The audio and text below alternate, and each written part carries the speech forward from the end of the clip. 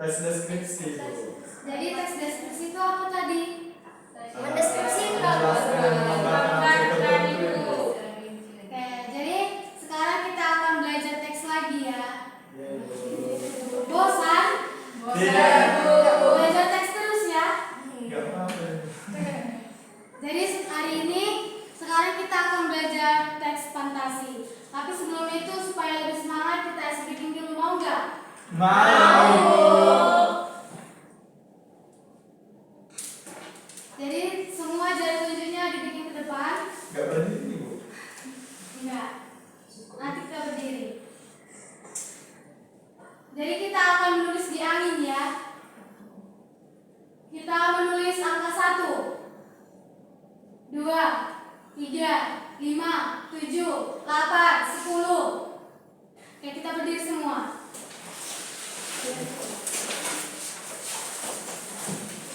Kita akan melakukan hal yang sama. Kita menulis angka di langit, tapi kita menggunakan kepala dan juga badan. 1, 2, bisa? Bisa. Kita menulis angka 4, 7, 1, 3, 4, 5. Oke, sekali lagi ya. 9, Bening loh Bu. 8,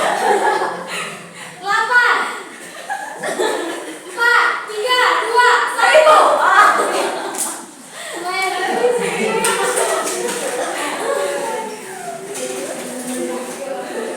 Jadi kita akan menonton video bersama-sama. Di sini Ibu ada video teks cerita fantasi. Jadi nanti kita akan mengidentifikasi bersama apa itu ciri-cirinya, apa strukturnya berdasarkan video. Jadi kita akan belajar diskusi bersama. Jadi sebelum kita menonton videonya, siapa yang pernah menonton ataupun melihat ataupun membaca teks cerita fantasi? Teks apa yang kamu baca di kita? Kamu Ponti?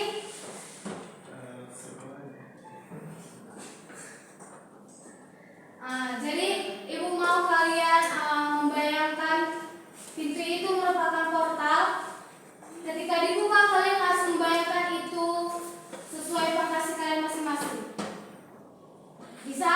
Siapa yang udah membayangkan? Apa kunci yang kamu bayangkan di luar sana? Ketika menuju Berlin itu saya merasakan berada di dimensi lain Bu. Dimensi apa tadi? Dimensi gaib. Oke, sekarang kita menonton video bersama-sama ya.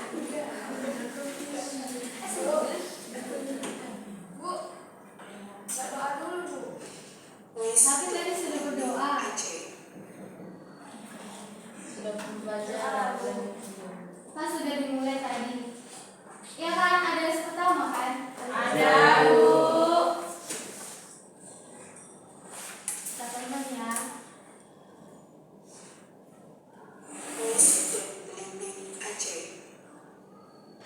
Sang kurcaci pemberi sumur memiliki pohon belimbing ajaib di tengah hutan mori. Buahnya berwarna-warni sesuai warna cabangnya. Pohon belimbing ini merupakan pohon ajaib di kalangan para kurcaci di hutan mori. Pohonnya berjabang 5 seperti jari tangan dengan warna yang berbeda-beda. Setiap warna memiliki khasiat sendiri. Buah merah cabang ibu jari yang berkhasiat dapat menyembuhkan penyakit asma. Buah hijau cabang telunjuk berkhasiat menyembuhkan sakit perut. Buah kuning cabang jari tengah berkhasiat dapat menyembuhkan penyakit mata. Buah putih cabang jari manis berkhasiat mempercantik wajah. Seperti bentuk jari manis yang anggun, belimbing putih sering dipesan kurcaci wanita untuk mempercantik wajah dan tubuh supaya tetap segar dan penuh pesona. Buah biru cabang kelinci terlihat kecil dan agak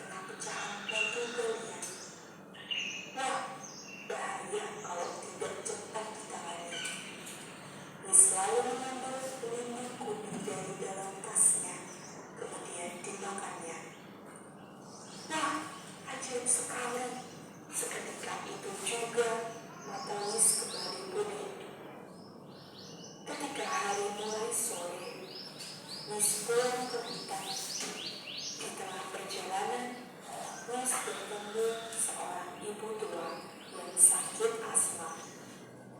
Miss merasa tidak tega. Kemudian ia mengambil pelindung merah dari tasnya dan diberikan kepada ibu tua tersebut.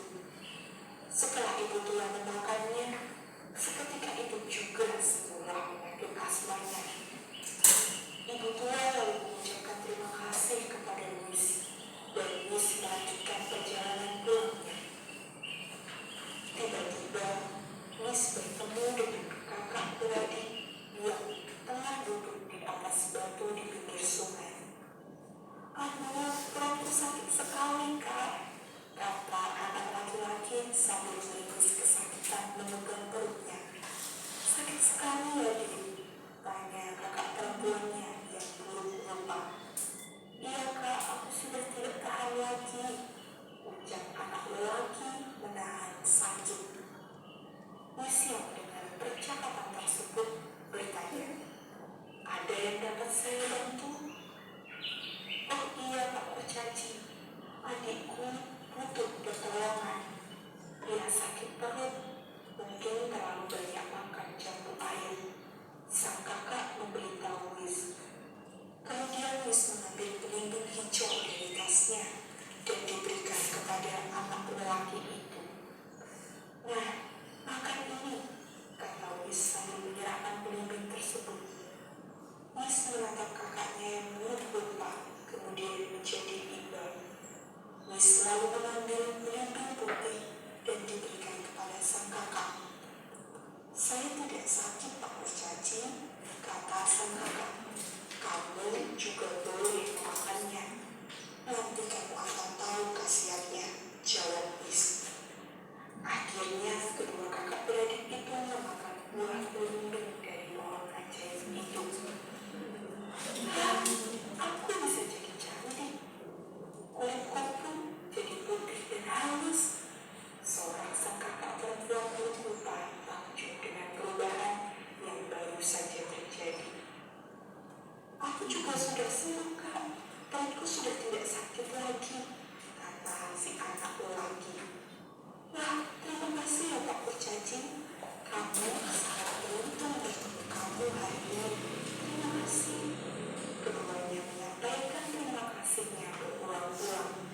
Miss hanya tersenyum mendengar ucapan terima kasih itu. Mendekati rumahnya di hutan, Miss bertemu dengan seorang kakek.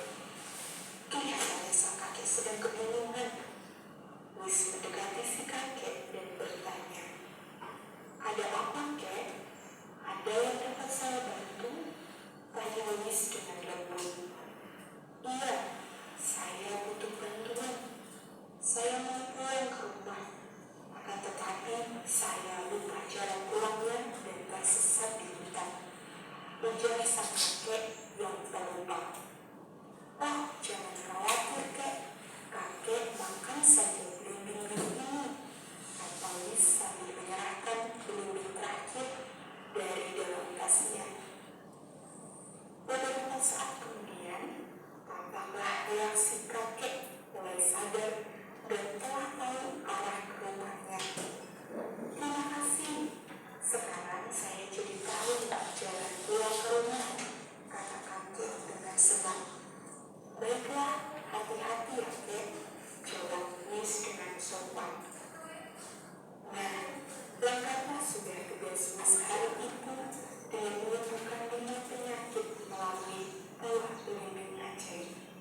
Setiap hari, Miss si Kurcaci dan pelindung ajaibnya akan terus menyembuhkan siapa saja yang membutuhkan pertolongan.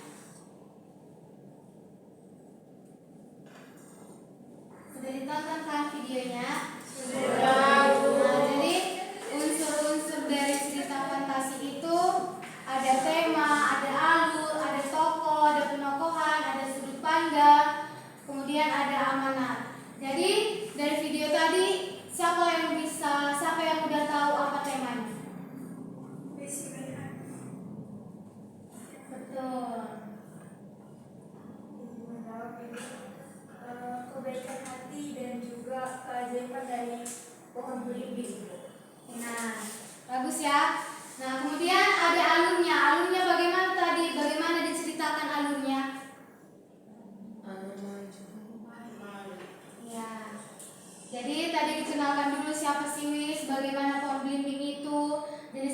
pembimbingnya seperti itu. Siapa aja tokohnya tadi?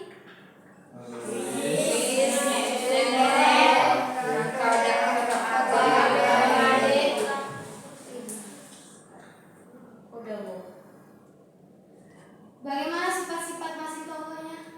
Bagaimana sifatnya si Wis? Dia penolong. Bagaimana sifat yang lainnya?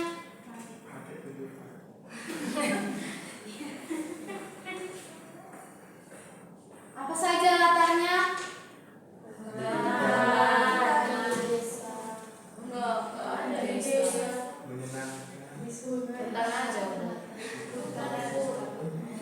Latar waktunya?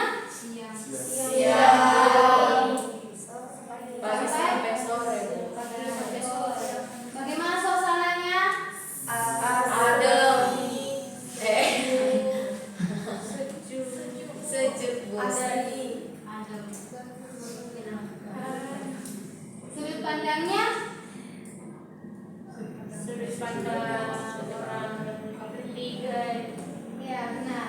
Sudut pandang yang digunakan itu sudut pandang orang ketiga. Karena apa?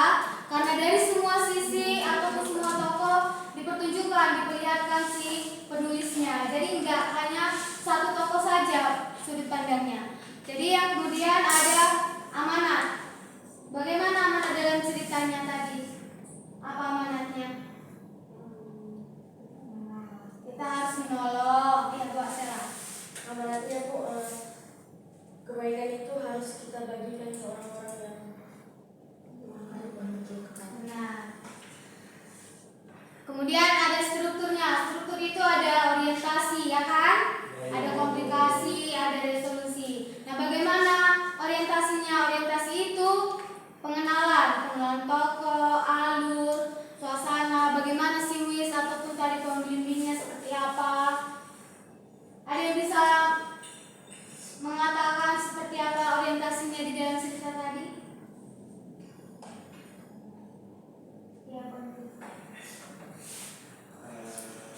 Menurut saya juga di bagian orientasinya dia langsung masuk ke komplikasi ataupun langsung ke arah masalahnya, karena belum menjelaskan tokoh gimana sarapannya. Nah, tadi dalam cerita tersebut langsung menjelaskan arahnya si tokoh yang mungkin Oke, PPN sama Andre. PPN silakan.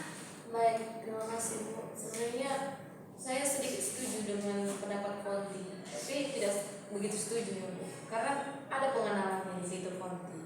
Di situ pertama kan langsung dibuat bahwasanya si Wis itu siapa dulu. Itu baru pengenalan. Jangan kamu bilang enggak, saya enggak setuju kayak gitu. maaf Ibu, saya kira kurang lengkap. Terima Oke, kasih. baik apa ini? Silakan Andre, gimana nak orientasinya? Orientasinya tadi dimulai dengan memperkenalkan tokoh utamanya yaitu Wis, baru dijelaskan apa aja keajaiban dari setiap warna belimbing tersebut, apa aja manfaatnya. Oke. Kemudian ada struktur cerita fantasi itu yang kedua ada komplikasi anak-anak. Jadi komplikasi itu merupakan konfliknya di dalam cerita, masalahnya. Jadi apa tadi masalahnya di dalam cerita? Di dalam video tadi apa masalahnya? Ada yang tahu? Ayo ada cerita. Si Wis bertemu dengan orang-orang yang membutuhkan orang yang saling Bagus ya. Apa Panti? Swiss bertemu dengan orang-orang yang membutuhkan data. Contohnya seperti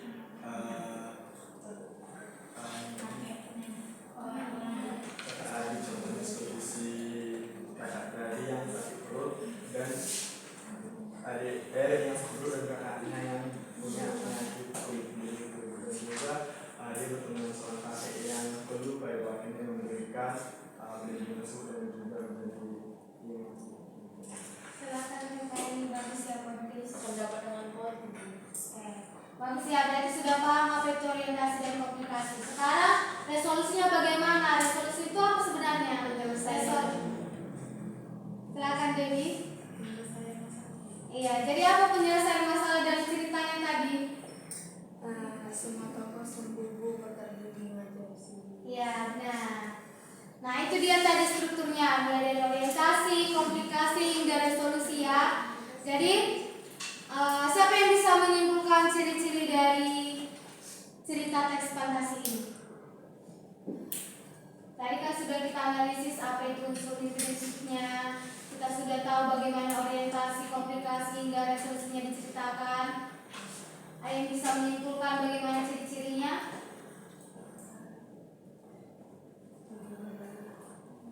Oke, jadi ciri-ciri cerita fantasi itu yang pertama, tokohnya itu memiliki sifat yang unik.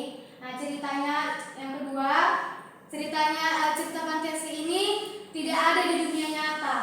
Masa ada belimbing ajaib bisa menyembuhkan orang, bisa memutihkan kulit badan, bisa membuat orang menjadi yang tadinya lupa jadi ingat jalan pulang, ya kan? Kemudian yang kedua, yang ketiga, dia itu cerita fantasi itu berisi magic. Itu tadi belimbingnya masa ajaib. Belimbing kita nggak ada yang ajaib kan? Nah, terus cerita fantasi itu ada dia futuristiknya. Jadi futuristik itu apa?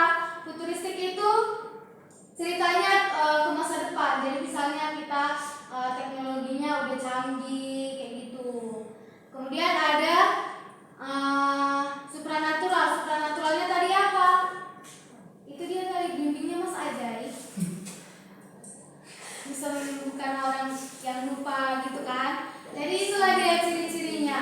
Jadi sudah jelas kan bagaimana itu cerita fantasi, mulai dari pengertiannya, mulai dari pengertian belum ya? Iya. Belum Bu.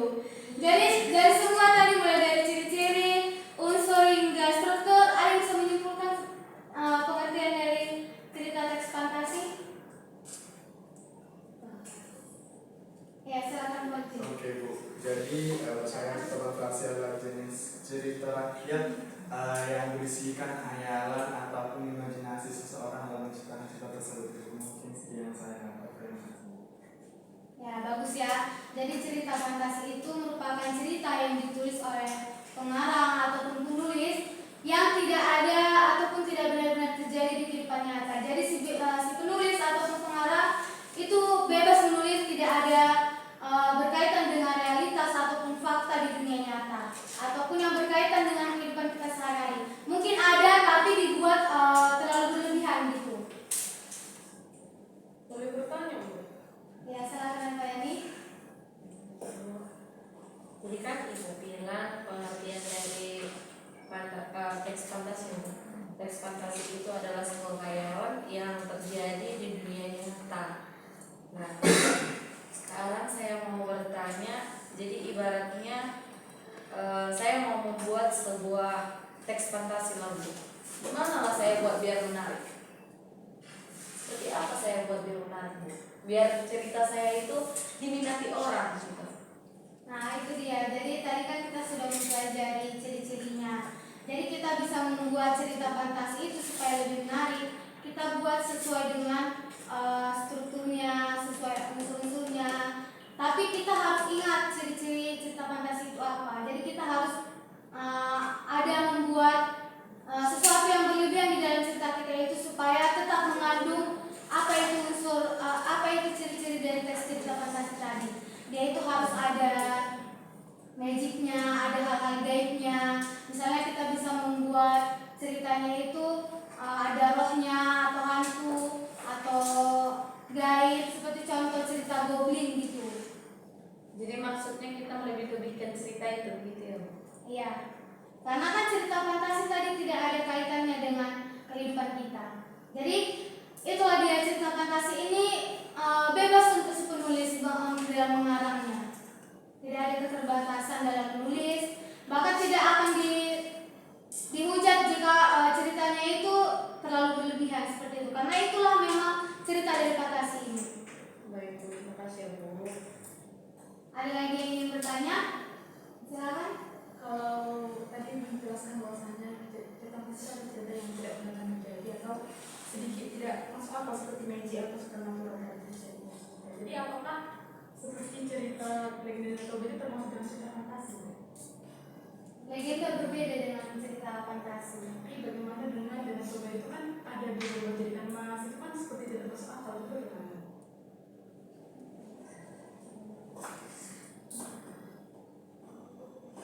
Oke. Jadi legenda itu kan cerita yang dianut sesuai dengan daerahnya masing-masing gitu kan. Cerita fantasi itu bisa diterima semua orang gitu. Tapi kalau legenda itu tergantung dari daerahnya itu sendiri. Jadi fantasi dengan legenda itu jelas berbeda. Terima kasih. Silakan Fadli. Sebenarnya kan itu ada hubungan juga di antara legenda dan fantasi itu tadi letak imajinasinya ataupun di legenda juga merupakan suatu cerita yang mungkin kebenarannya masih di apa disangsikan